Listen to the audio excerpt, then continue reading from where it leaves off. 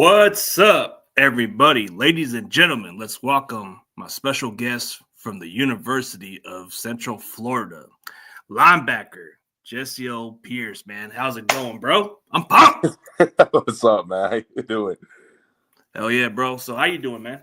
I'm doing great, man. I'm doing great. Just got a good training session today, man, and it was a good day today, man. Oh, for sure, man. Tell the people who you are, man. Linebacker. Born and raised in Orlando, Florida. Went to Mount Dora Christian Academy, a small private school, like an hour north. Graduated from Texas Tech. Had a good time at Texas Tech. Started at UF as well. Finished my last year at UCF, and now I'm here just training for the draft. Oh, for sure, man. So you've been in college for many years, huh? So were you there during the COVID years? Yeah, man. My second year was when COVID started, when I was at Florida 2020.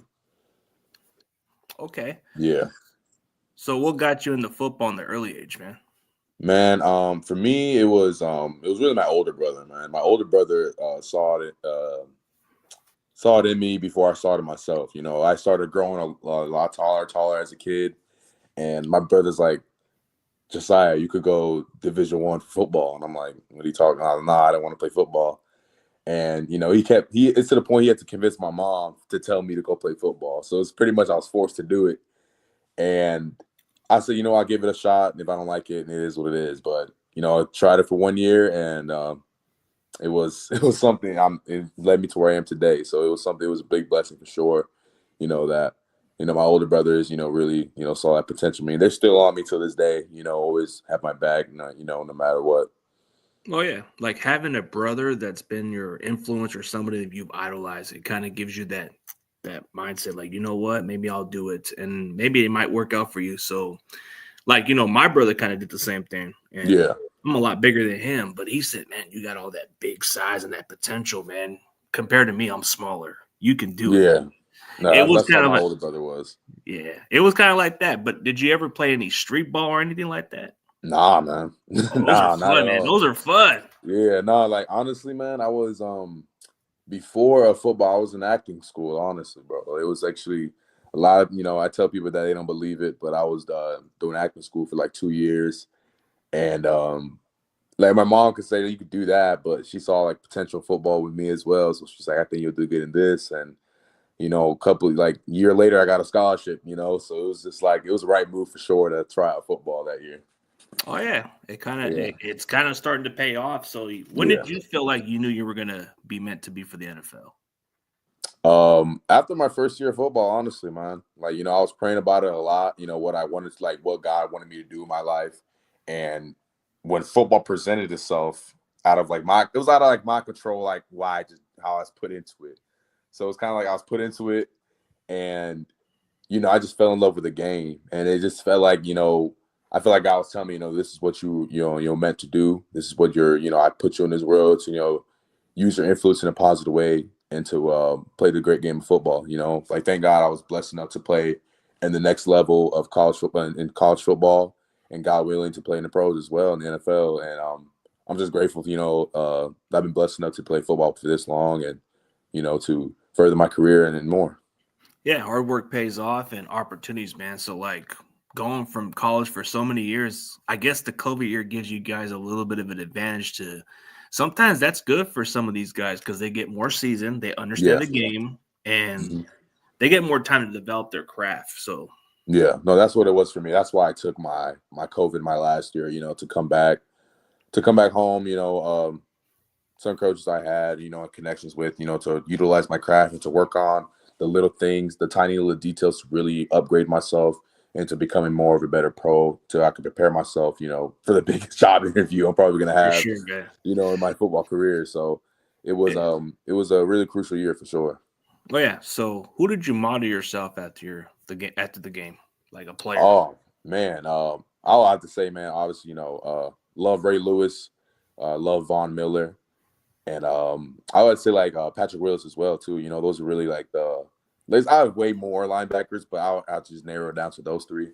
Von Miller is a very unique, pass rushing linebacker. I have some of my experiences in pass rush as well. And I'll just watch a lot of Von Miller tape.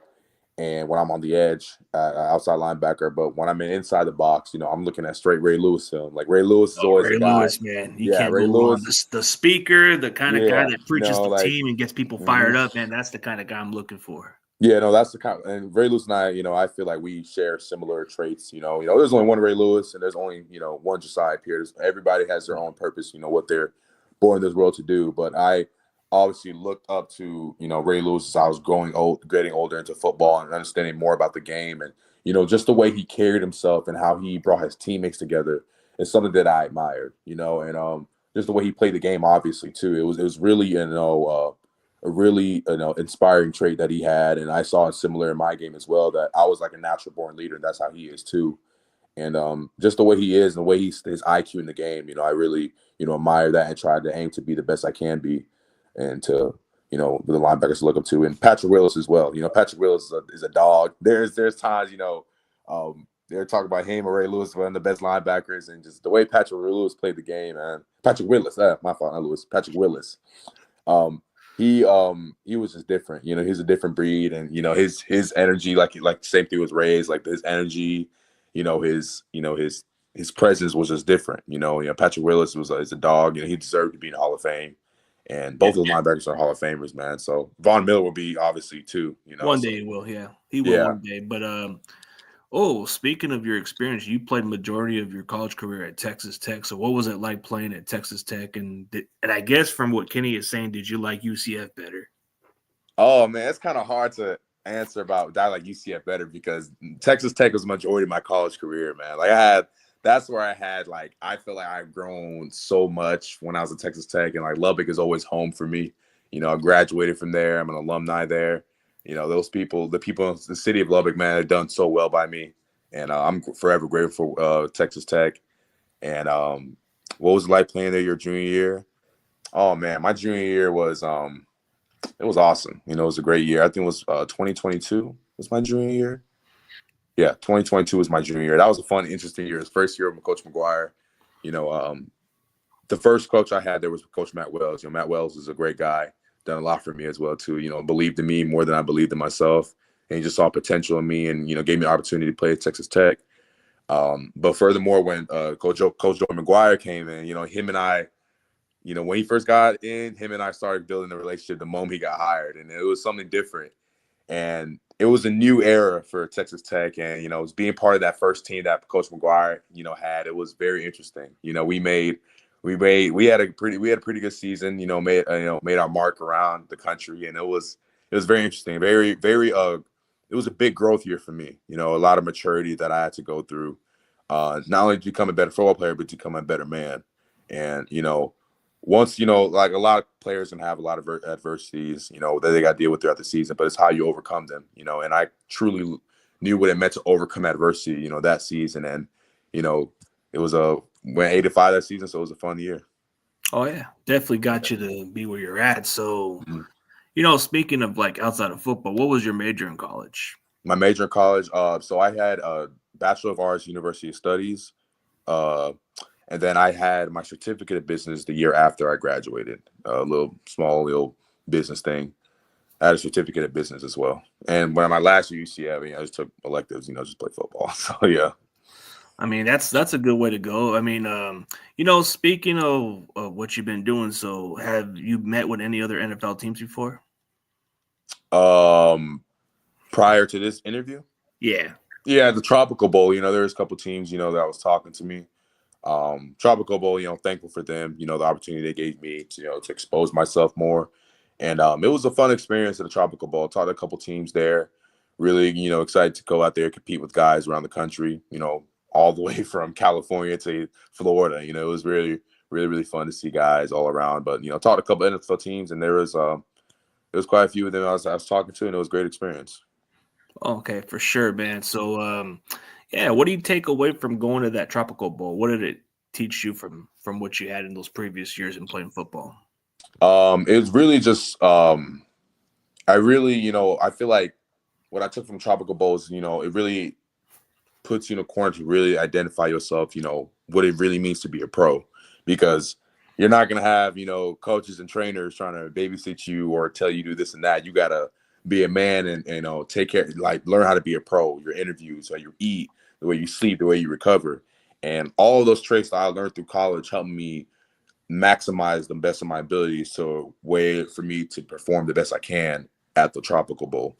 And all the coaches and trainers, how they taught me, and the nutritionists, how they taught me how to take care of my body, to train and watch film and everything. It just all, I feel like it all benefited when I was at a Tropical Bowl, when it was really just me trying to showcase myself and who I am as a player and as a man. And so I think it all benefited well. I had great interviews with teams. I talked to coaches, players, and I think it was a great experience. Oh, yeah, it definitely kind of shows you to go against the best of the best. So you're going to be ready for those better competition. But why should NFL teams draft you, man? Me, I think for one, for a player is the versatility. I'm a type of guy, high IQ, could play in multiple positions on the field. I've shown it in my film throughout my college career. I'm not just a one-dimensional player.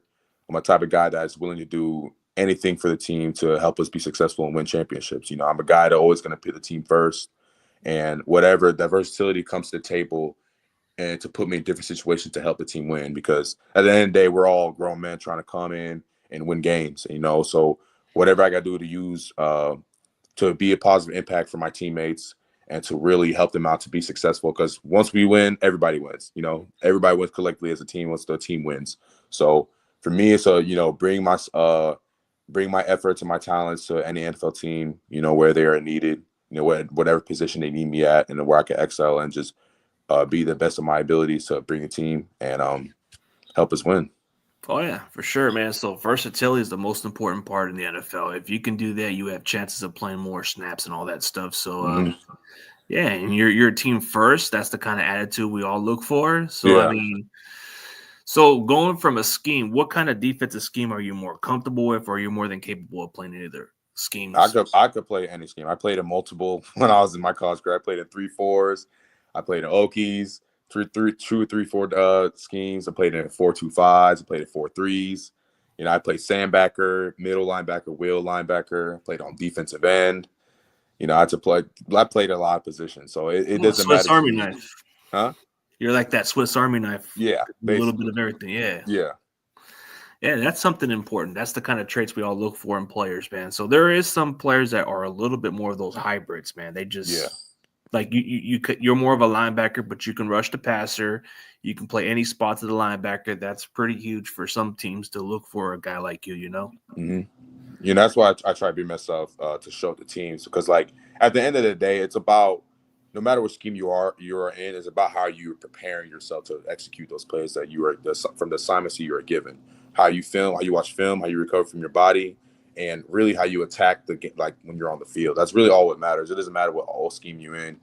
The game of football is a game of football. You just got to you just got to buy into the system and put You the got to work buy in. into it.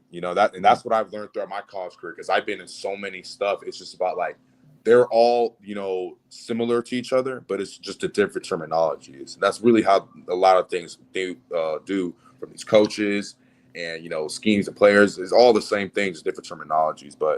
And that's why I bring myself to teams, just, showing that I'm willing to, play any position they need me to and just work my tail off and just keep going. Oh yeah, definitely. That's some good traits right there, man. So who are you outside of football, man? Me, man, I'm a chill, positive guy. I'm a smooth, laid back guy. I'm a big traveler. I like to try travel new places. I went to Italy last year, first time out the country. And it was really awesome, really awesome. I'm a big guy, big family guy. I like to be around my family. My family really means everything to me. There doesn't have to be blood too. There's guys, people who I grew up with, who've known me since before I had football. And big family guy. I'm really, really stay relaxed with them. And I really just a chill person. I'm not really, don't really do too much. Just chill, relax. I like my own hobbies. I watch my shows, read my books. I'm just chilling, relaxing. Oh, okay. So you're just like everybody else, but are you the kind of guy when you make a play, are you the trash talker or you just let the play do the talking? I like to play do the talking. I don't really do much talking. So if a guy comes in your face and kind of just rubs it into you, you're not gonna respond back to it, you're just gonna let the play do it itself? Oh no, whoa. It like comes to my face and certain how like he's saying something like Okay, like let's say a tight end or a running back just runs right towards you and just rubs it right on you and say, "Yeah, I run you over" or something, and just comes on you. You know how some players are; they get a little. oh no. Okay. I'm gonna stand on my business for sure. No, I'm gonna be like, okay, we'll see next play. Keep it short and simple, and boom, let the rest talk from my actions. Yeah, you ever dealt with that? Yeah, I have, and they knew not to mess with me the rest of the game. They knew not Oh, to you mess with ain't me no the rest. pushover. You got that WWE style a Nah, little nah, bit. you can't be a linebacker and be a pushover. Nah, No, you you can't can't. play the nah. Nah, That's but when it comes to linebacker, it's a certain type of characteristic you have to have, the mentality you got to have, because if you're on the defense, especially if you're playing middle linebacker, everyone looks to you to feed off of you and they follow you. You're the leader, you're the quarterback of the defense. yeah, And you have to step your foot down and set the tone and show your teammates what you are about and what they are about collectively. Like, you have to be the belief system and show the guys like this is how we're playing the game today. No one can mess with us. No one's gonna run through the middle. That's the pride you should have as a middle linebacker. Like no one's gonna run through the middle, not on my watch. You know, like if the D line slips, I got their back. And like once your teammates see that you're willing to sacrifice and do all that for them, man, the defense gonna be top notch and be the best. yeah, for sure, man. Like at the position, you can't be a pushover, but when you get Nah. players that kind of just act a little too far off, man, they can be something, man. But when you look at it, man, so what area of your game that you want to improve going into the draft? My area, I say for me, is just man. Right now, I'm working on it right now. Just my flexibility. I think that's for every athlete. Just flexibility. I say for more. I would say awareness. I think my awareness is it could be better, but I don't think it's really slacking.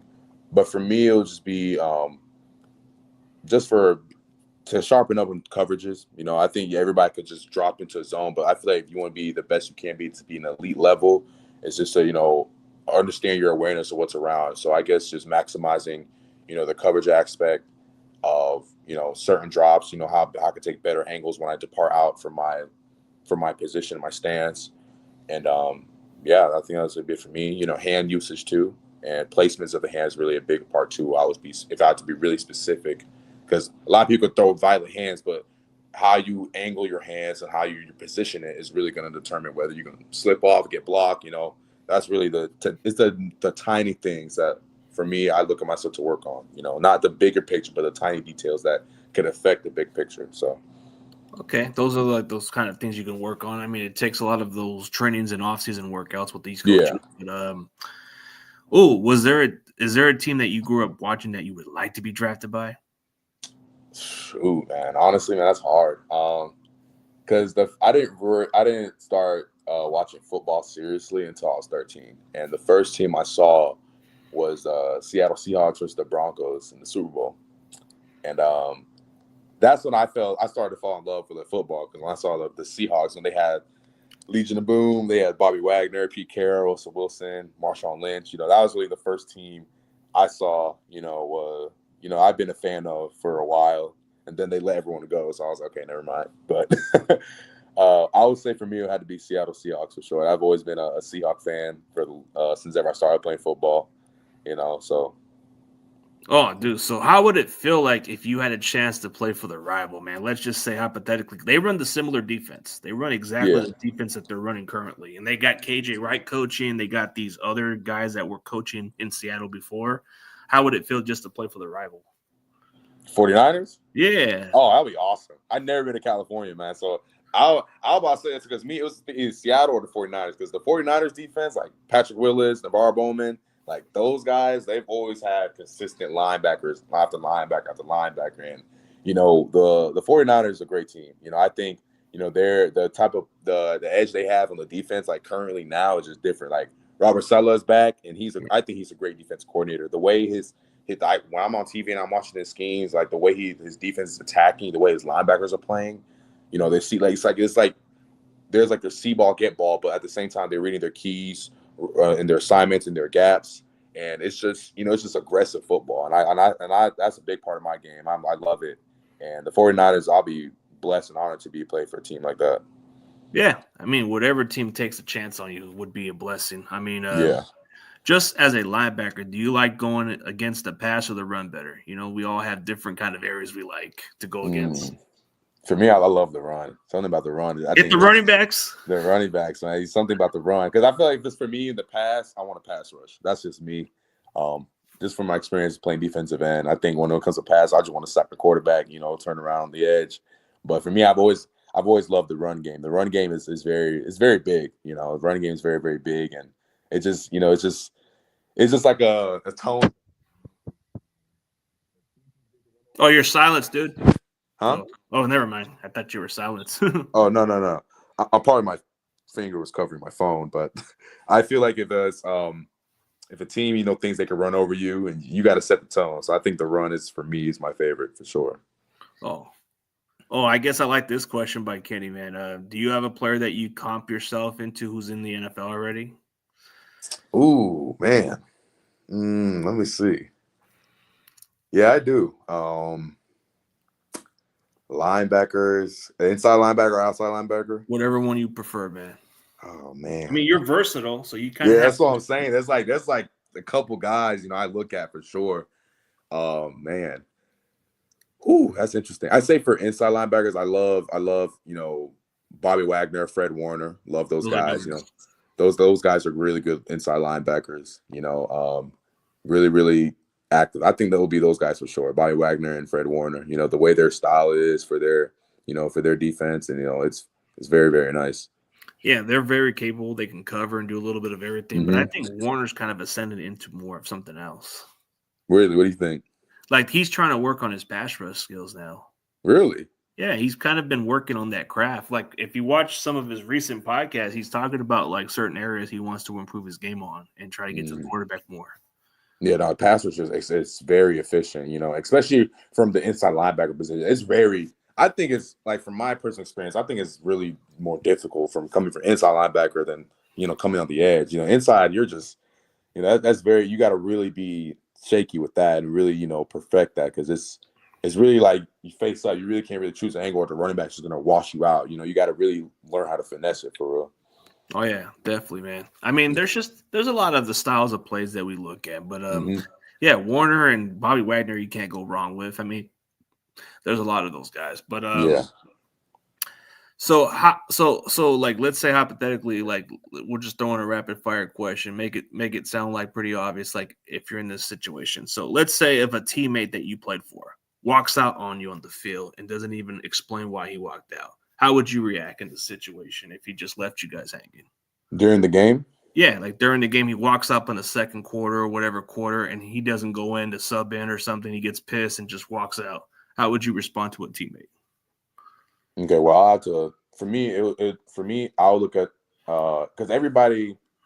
I know what y'all are referring to, but The Devondre Campbell. I know exactly what you're referring to. If it was exactly like that.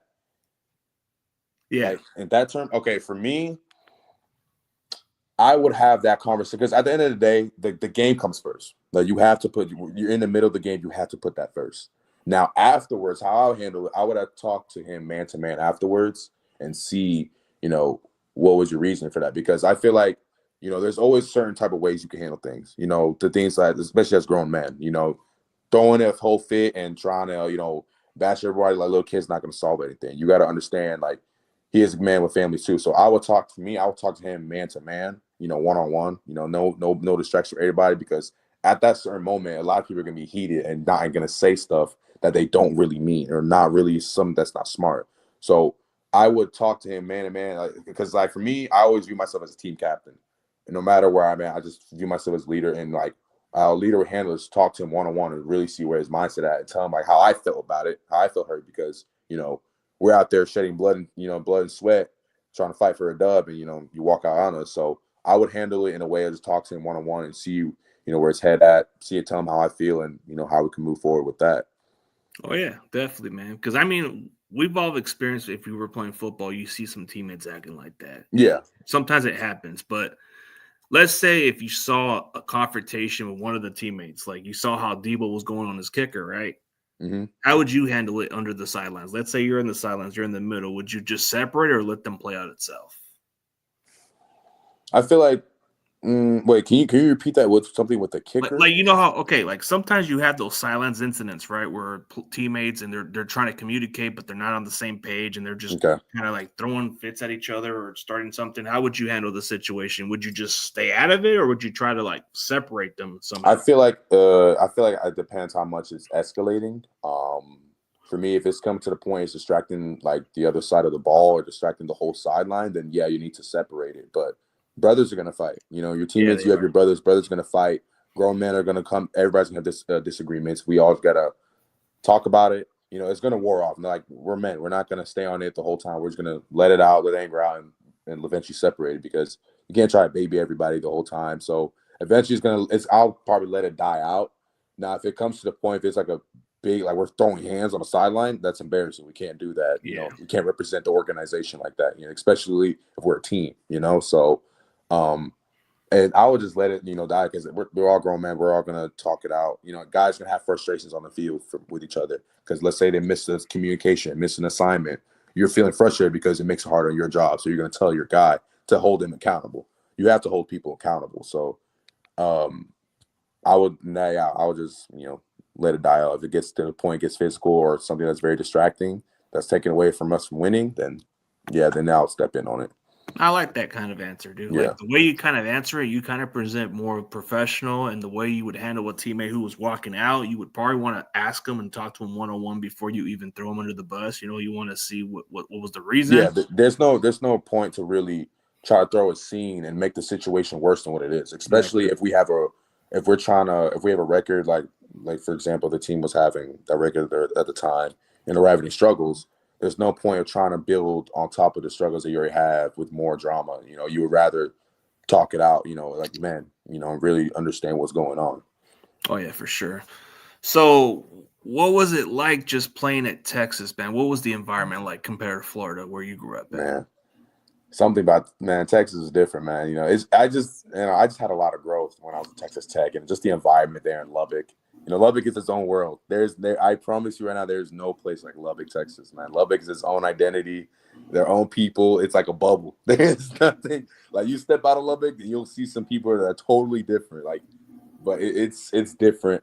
You know, I had majority of my experiences, at Texas Tech playing wise, and it was a fun experience. You know, it's something that I'll never forget.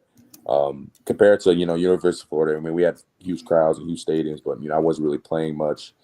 But Texas is something different, man. It's always had a special place in my heart.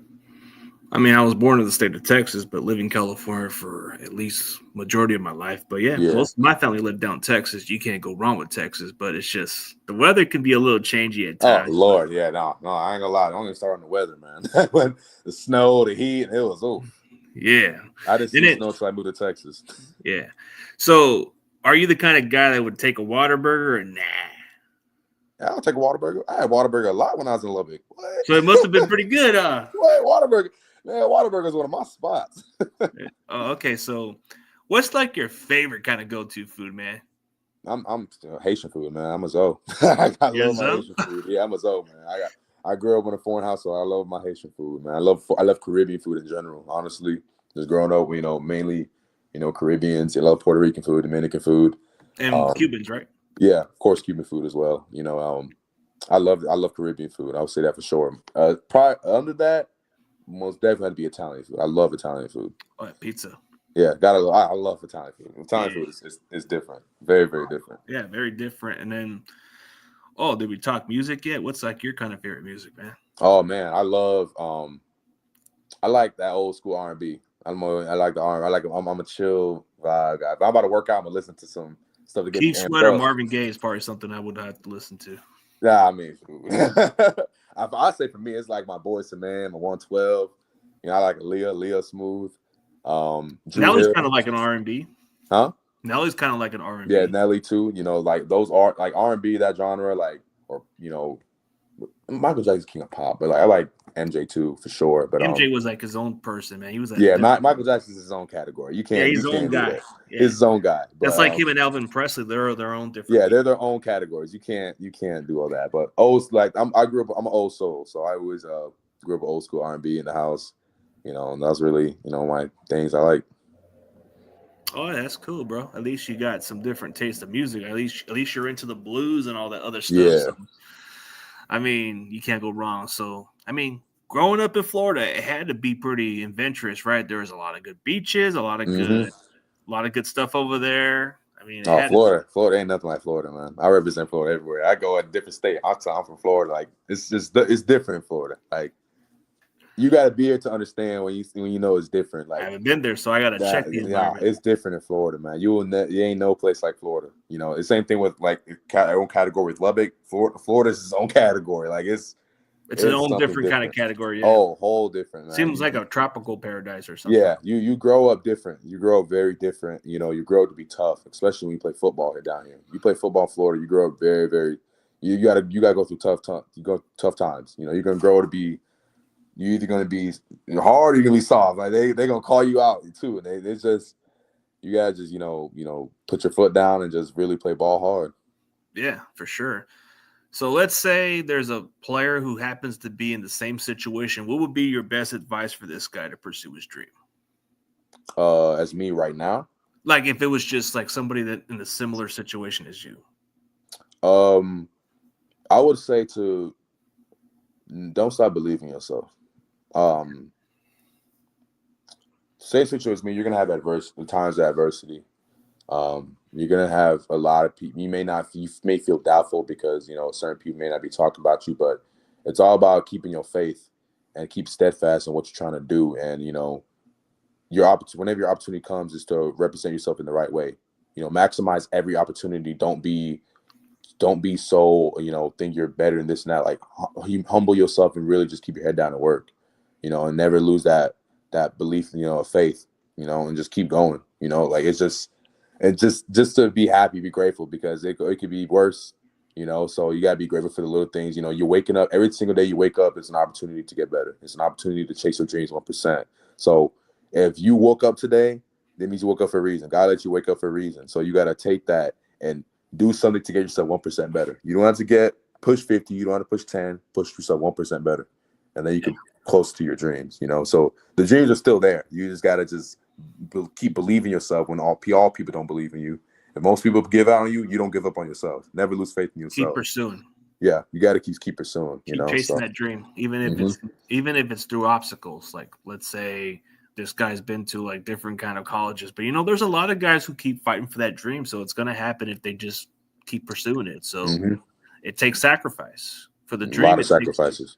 You probably had to go you went from Texas and quite a few other places before Texas, so you had to pursue that. So some guys would have probably gave up on that by then. Yeah, no, and the game of college football changed in the middle of my college career, so it was like I had to adjust to that, But hey, no excuses. Yeah, just something can happen in the game. What are you gonna do?